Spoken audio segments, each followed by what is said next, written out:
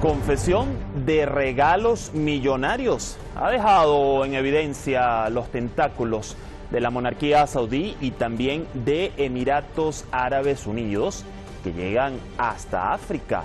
Unos 91 millones de dólares por concepto de regalo personal al derrocado presidente de Sudán, Omar al-Bashir, dicho por él mismo.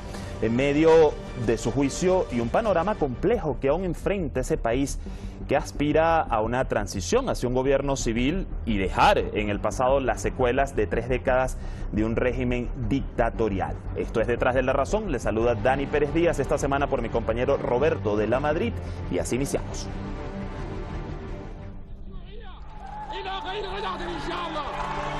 Érase una vez un brutal dictador.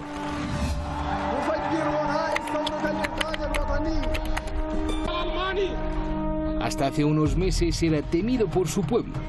Dirigió al país con mano de hierro. Trajo represión, guerras, pobreza y una de las tasas de corrupción más altas del mundo. Masivas protestas en su contra provocaron su caída en abril a manos del ejército. Su pueblo lo acusa de haber ordenado la muerte de manifestantes. La Corte Penal Internacional de La Haya además lo acusa de crímenes de guerra contra la humanidad y genocidio. Amnistía Internacional y organizaciones de todo el mundo piden que sea juzgado cuanto antes. Pero tras su caída en desgracia, Bashir ha levantado otras sospechas. Investigadores encontraron 7 millones de euros y 350.000 dólares en efectivo en su casa. El dictador enfrentó su primer juicio por corrupción y posesión ilegal de divisas e hizo una sorprendente confesión.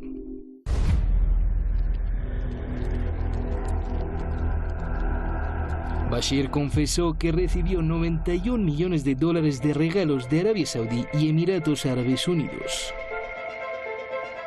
25 millones del príncipe heredero saudí Mohammed bin Salman. Otros 65 millones del bolsillo del exmonarca saudí Abdallah Abdulaziz y $1 millón del presidente emiratí Khalifa bin Zayed. Bashir dijo que se trataban de regalos personales. Pero, ¿qué querrían comprar los saudíes con estos regalos? التدخل الخارجي واللي هو اللي كل يوم قاعد يتزايد برضه التدخل الخارجي بيكون بمصالح يعني خاصة بدول بعينها ما من أجل مصلحة الشعب السوداني بالتأكيد. Los manifestantes sudaneses acusaban a Egipto, Arabia Saudí y Emiratos Árabes Unidos de haber estado moviendo los hilos en Sudán.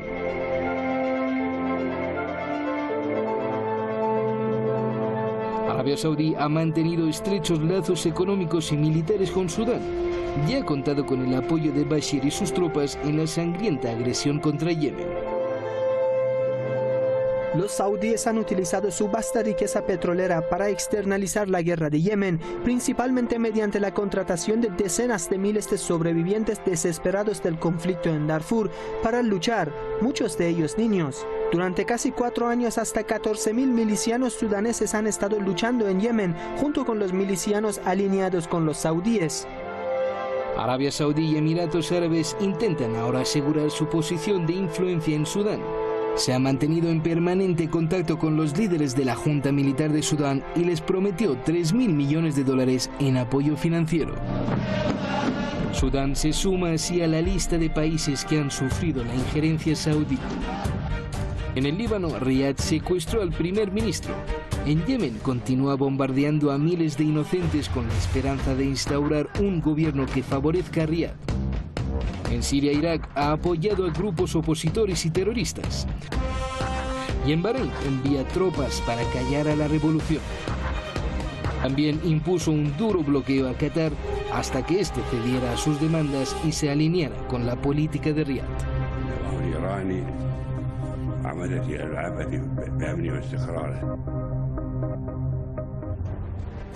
Gracias a nuestro equipo de redacción por este completo informe que nos daba un panorama de la situación actual en Sudán. Vamos de inmediato al debate, al análisis. Para ello nos acompaña hoy Beatriz Lluvero, periodista desde Madrid, y Andrés Pierre Antoni, analista político desde Caracas. Le doy la bienvenida a ambos. ¿Cómo están?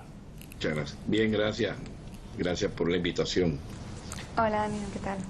¿Qué tal, Beatriz? Bueno, voy a iniciar con usted. Omar al-Bashir confesó, como bien veíamos en nuestro informe, un regalito de 91 millones de dólares por parte de Arabia Saudí y Emiratos Árabes Unidos. Pero acá, pues el argumento es, nada tiene que ver con un regalo de naciones amigas, o sí, ¿qué revela esto y qué tanta influencia tiene la monarquía saudí, en este caso en Sudán? Bueno, Beatriz. La monarquía saudí es verdad que mantiene un eje de influencia, una zona de influencia en Sudán, pero como en Sudán, en otros países de la región. Lo llamativo de esta confesión que se produce en la primera sesión del juicio contra Omar al-Bashir, que está siendo procesado por corrupción, por posesión ilegal de divisas extranjeras, por aceptar obsequios de manera no oficial, es precisamente que ha aceptado que ha recibido 91 millones de dólares por diversas monarquías. De estos 91 millones de dólares, lo importante es ver de dónde proceden esas cuantías, es decir, 25 millones procederían únicamente de manos del príncipe heredero Mohammed bin Salman, 65 del ex monarca Abdelaziz, y el millón restante procedería por parte de Emiratos Árabes Unidos. Ahora hay que ver, para qué estas donaciones, ¿no? Que no son las únicas, se hablan de otras muchas más. Por lo tanto, la defensa por parte del expresidente sudanés, de al-Bashir, dice que estas cuantías han sido donadas a la caridad, sin embargo no han podido demostrar que ha sido así. El 24 de agosto habrá una segunda sesión al juicio, en la que además será interrogado por un supuesto lavado de dinero y financiamiento del terrorismo. Quizás en esa ocasión se vea con más detalle hacia dónde han ido destinadas todas esas cuantías. Sin embargo, hay que destacar que Arabia Saudí efectivamente ha estado muy interesada en todo el proceso de transición de Sudán, por apoyar al régimen, por apoyar al dictador, y precisamente ha sido porque Sudán permanece bajo su eje de influencia, porque además Arabia Saudí no ha sido amiga nunca de los movimientos populares o de los movimientos que surgieran del pueblo, precisamente por miedo a un contagio sobre aquellos países sobre los que tiene influencia, y que teme que se contagien precisamente a la población saudí. Y por otro lado, como habéis mencionado muy bien, porque ha sido un gran apoyo en la guerra de Yemen, con esos 14.000 soldados mercenarios sudaneses combatiendo en el país vecino. A ver, voy con usted, Andrés. Escuchaba a su contertulia en este caso. ¿Son estas o son estos los suficientes factores o los únicos factores del interés de Arabia Saudí en Sudán, o hay más? Bueno, Arabia Saudí quiere controlar el Mar Rojo, desde luego. No solo quiere controlar el Golfo Pérsico, sino también quiere controlar, y desde luego, como bien se mencionó al principio del programa, influir en la situación interna de Siria, de Irak, incluso Pakistán, y atacar en lo posible a Irán, sino que en el otro frente, el frente occidental de Arabia Saudita, donde está el Mar Rojo, pues ella aspira, junto con Israel y en posición menor Egipto, controlar el Mar Rojo. En ese aspecto, el control de Sudán es estratégico. Por otro lado, Arabia Saudí evidentemente se sintió inconforme cuando Omar al-Bashir cambió la línea repentinamente el 16 de diciembre del año pasado, viajando en un avión ruso a visitar a Bashar al-Assad en Siria, en Damasco. Evidentemente había una gran insatisfacción por parte de Bashir con respecto a las condiciones que estaba ofreciendo Arabia Saudita, más allá de los regalos que le había dado, en el sentido de que la inversión saudita y de los países del Golfo, de la petromonarquía en Sudán, prácticamente era nula. El único país que ha tenido una participación de un 14% aproximadamente en la inversión extranjera en 2018 en Sudán fue Qatar. y no es casual. De alguna manera, Omar al-Bashir estaba haciendo un cambio de estrategia para acercarse a Rusia, a Turquía, a Qatar y alejarse de Arabia Saudita, y en cierta forma lo que estamos viendo ahorita con lo que ha ocurrido con la especie de primavera árabe, en paralelo con la que estaba ocurriendo en Argelia al mismo tiempo, y con el, digamos así, golpe de Estado que le aplicaron a Bashir el 11 de abril por parte del ejército, era un guión que ya venía trabajado por Arabia Saudita, y Bashir trató de adelantarse al acontecimiento y no tuvo suerte, digamos, en ese sentido. Es decir, Andrés, para usted Arabia Saudí tuvo en parte que ver con el apoyo para el derrocamiento de Omar al-Bashir en Sudán, a pesar de que, como incluso recordemos reveló el The New York Times en este mismo año, pues que la monarquía saudí ofrecía a familias sudanesas hasta $10.000 para que enviaran a sus hijos a combatir a Yemen. ¿Es para usted entonces, tiene que ver Arabia Saudí con el derrocamiento de al-Bashir? En toda la región. Enseguida, al regreso de Bashir, el 19 de diciembre, cuando empiezan las protestas por el encarecimiento del precio del pan, el aumento del precio del pan en Sudán, se sabe que detrás de la protesta, que por cierto era justificada, estaba el Mossad israelí. Y el Mossad israelí en esa zona trabaja en fuerte comunicación y coordinación con Mohammed bin Salman y la estructura de seguridad y de inteligencia saudita. Ellos evidentemente precipitaron la crisis con esta especie de primavera árabe, por llamarlo así, con profesionales jóvenes, con médicos, etcétera, que esos fueron los protagonistas principales de las protestas, pero interrumpiéndola en el momento preciso que se produjo la caída el arresto pues por parte de la Fuerza Armada a Bashir el 11 de abril, para volver a tomar un control estricto. Es un poco lo que ha pasado con la situación de Egipto, ¿no? Donde hemos tenido después tomar control al Sisi, y que de alguna manera está en la órbita o en cierta influencia de Arabia Saudita. Es un poco el mismo guión. A ver, Beatriz, he visto, mientras expone su análisis Andrés Pierantoni, pues algunas negativas por parte de usted. ¿Está en desacuerdo con lo que acabamos de escuchar de su contertulio? Sí, bueno, yo no estoy del todo de acuerdo con mi contertulio en cuanto a que tenemos ciertas evidencias de que Arabia Saudí ha intentado por todos los medios mantener al gobierno dictatorial de Omar al-Bashir. ¿Por qué? Pocos días después de la expulsión de al-Bashir, Arabia Saudí aflojó de su bolsillo $3.000 millones para fortalecer precisamente la economía de Sudán y con ello al gobierno militar. Por otro lado, durante los movimientos populares que se originan en la calle, precisamente como ha dicho mi contertulio, por la subida del precio del pan, y como sabemos en todos los países en vías de desarrollo todas las revoluciones comienzan con la subida del precio del pan. Tanto Arabia Saudí como Emiratos Árabes Unidos enviaron 540.000 toneladas de trigo, según datos del Fondo Monetario, del Fondo para el Desarrollo de Abu Dhabi. ¿Por qué hicieron esto? Porque calmando el hambre de la gente presuponían que iban a estabilizar el país y a calmar así un proceso de transición. Porque generalmente en estos países, y Sudán no es menos, el precio del pan está subvencionado. Y precisamente cuando al-Bashir retira esa subvención, el precio del pan, y retira las exportaciones, es cuando se producen los movimientos populares contra el gobierno de Jartum.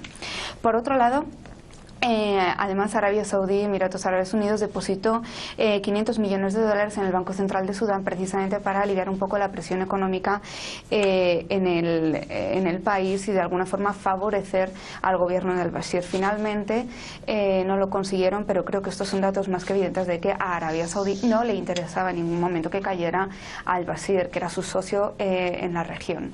¿Qué ocurre ahora?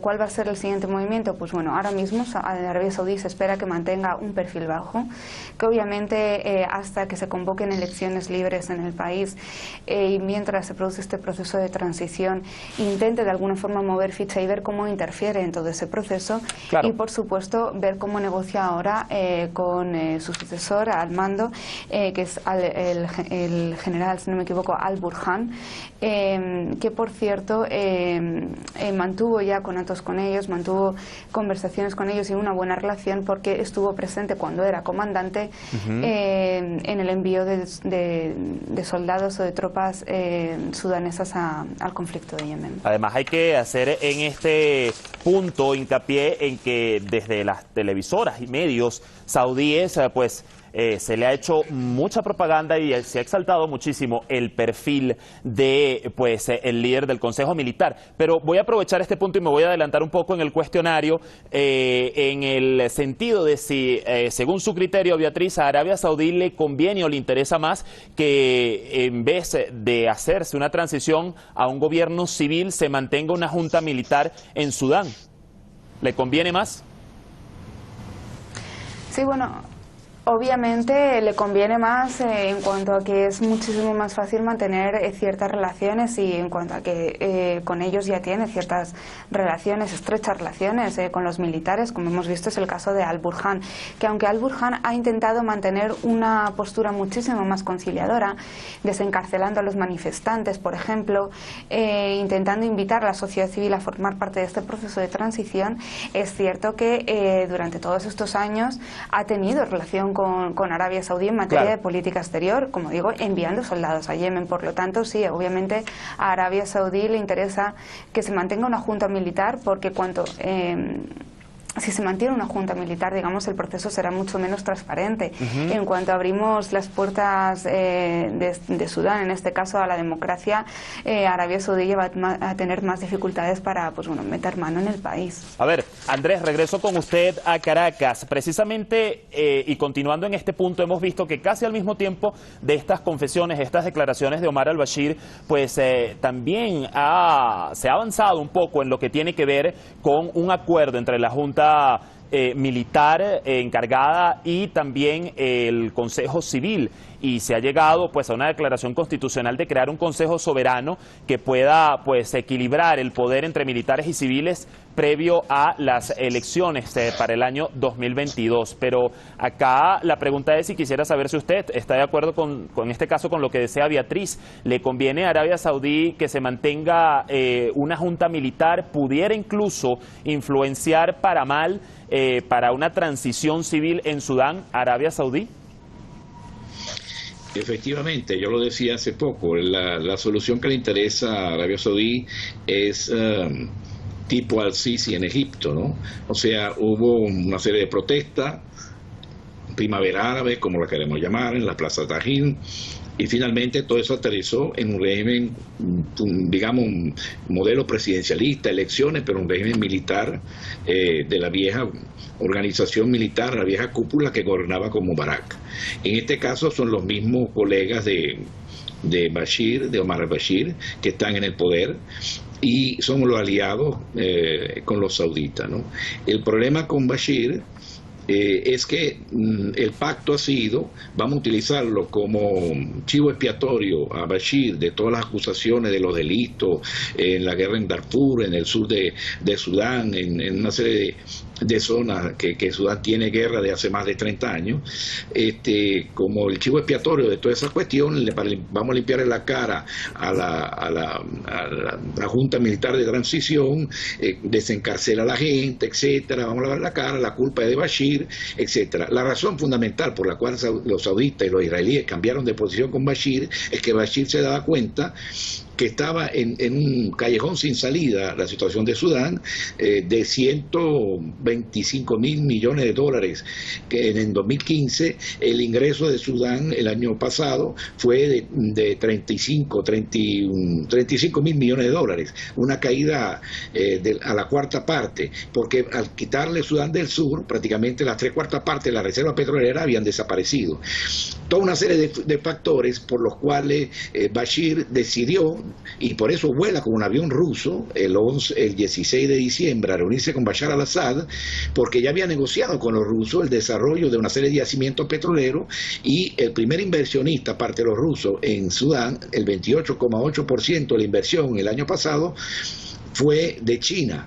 Entonces, y Qatar, lo seguía. Era evidente el cambio de estrategia de Bashir y eso no le interesaba a los sauditas. Los sauditas entonces pactaron con los militares, usan a Bashir como el malo de la película, que es el culpable de todos los males, cuando todos los militares de la Junta son cómplices, y evidentemente a los sauditas no les interesa un régimen civil que pueda desestabilizar la situación de Sudán, pueda quitarle el apoyo que de hecho Bashir había negociado inclusive con Assad, había conversado retirar las tropas, las milicias sudanesas de Darfur, de Yemen. Entonces era parte de la nueva estrategia de Bashir, y entonces con los militares van a mantener el apoyo de Sudán en Yemen, y va a tener control de alguna manera, porque de hecho Arabia Saudí quiere hacer un plan de manejo, una especie de confederación para el manejo del Mar Rojo, porque evidentemente quiere mantener a Sudán simplemente como un país que se beneficia del turismo en el Mar Rojo, pero la reserva de recursos petroleros, minerales que están en el Mar Rojo, no quiere que Sudán entre. Todo esto ha generado un cambio y los militares aceptan ser subordinados y simplemente tropa de apoyo a los sauditas, y por eso lo apoyan con el pan, con la harina, etcétera, para que el país Andrés, socialmente no se cambie. A ese punto vamos ya en pocos segundos para concluir, pero antes, Beatriz, nos quedan escasos minutos. Hay dos puntos acá. Uno, dejando un poco de lado a Arabia Saudí, ¿cuál es el interés de Emiratos Árabes Unidos, que aunque en menor medida también colaboró o envió su regalo en divisas, en dinero, a Omar al-Bashir? Y finalmente, luego de esta respuesta, ¿cuál consideración cree usted respecto a Arabia Saudí sobre el papel que va a mantener en los meses posteriores en Sudán? Bueno, en primer lugar, el papel de Emiratos Árabes Unidos, como en cada guerra, podríamos decir, entre comillas, a la que acompaña a Arabia Saudí, es básicamente porque es como el hermano pequeño de Arabia Saudí, ¿no? Allá donde va Arabia Saudí, va Emiratos Árabes Unidos como el subordinado, ¿no? Un poco vapuleado, ¿no? En toda la región. Y por otro lado, en cuanto a lo que me decías, lo que sí que podemos ver claramente es que Arabia Saudí no le ha salido bien la jugada, porque, como bien decía nuestro contertulio, si bien es cierto que Arabia Saudí intenta mantener o quiere apoyar a esa parte de la Junta Militar, esta parte de la Junta Militar, que son 5 uniformados, solo van a gobernar durante los primeros 21 meses del proceso de transición. El resto de meses, que serán 18, gobernarán los 5 civiles, y posteriormente el país será convocado a unas elecciones libres, esperemos. Por lo tanto, realmente, o Arabia Saudí adopta un papel, un perfil bajo durante estos meses, o intenta ganarse, pues bueno, a ese sector civil mediante sobornos, como hemos visto que ha hecho durante todas estas décadas con Omar al-Bashir, o lo va a tener realmente complicado. Lo que se prevé es que Arabia Saudí mantenga hasta el momento, durante estos meses, estos primeros meses de transición, un perfil bajo, y posteriormente, obviamente, intente de alguna forma influenciar quizá en los sectores económicos o en los sectores de infraestructuras, para de alguna forma, pues bueno, tener esa baza que hasta ahora ha tenido en el gobierno. Andrés, me queda 30 segundos escasos para usted, y ya para concluir, ¿va a intervenir Arabia Saudí en este proceso de transición a un gobierno civil en Sudán? ¿Va a mantener sus intereses en Sudán, sí o no? Desde luego, Arabia Saudí tiene que reforzar, porque además está perdiendo en el otro frente, en el Golfo Pérsico, mismo Kuwait, Qatar, se le están yendo. Entonces su estrategia con Irak y Siria se ha derrotado, entonces quiere reforzarse en el lado occidental, en conjunción con Israel, la isla que compró de al-Sisi en el 2017, toda una estrategia de reforzar su papel en el Mar Rojo, porque en el Golfo Pérsico está perdiendo. Bueno, bastante claro. Lamentablemente el tiempo se nos agotó. Les agradezco, Beatriz Lluvero y Andrés Pierantioni, que nos acompañan desde Madrid y Caracas. Hasta una próxima oportunidad. Gracias. Nosotros, bueno, está más que claro los deseos del pueblo sudanés y su determinación para instaurar definitivamente un gobierno civil y limpio de cualquier funcionario o agente de la era al-Bashir, luego de 3 décadas de mano dura.